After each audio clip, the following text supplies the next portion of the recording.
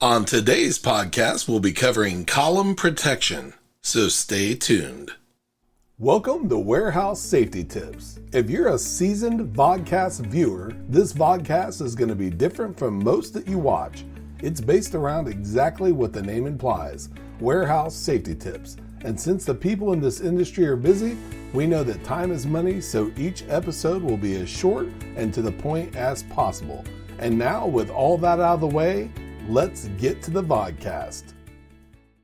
When you start driving a car, you get warnings of how important it is to be aware of your surroundings from almost every direction.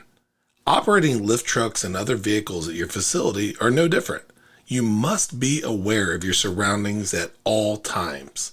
We'll go into all the different things that you should be watching out for on future podcasts, but today we have a very specific obstacle that we want to focus on: columns.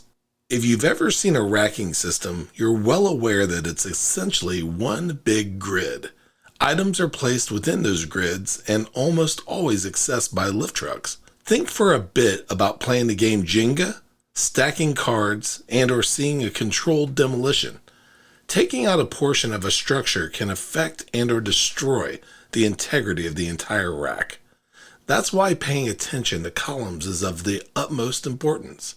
It's a simple message and something that you would think is common sense, but unfortunately, columns are damaged all the time. Sometimes it's because someone misjudged proximity and or couldn't see over or around a load. Regardless, most of the times columns are damaged. It could have been avoided by slowing down, following rules, and or just by paying more attention. Make column protection front of mind, and you'll greatly increase the safety of yourself, those you work with, the racking system at your facility, and the products contained within them. Before moving on, here's a word from one of our sponsors.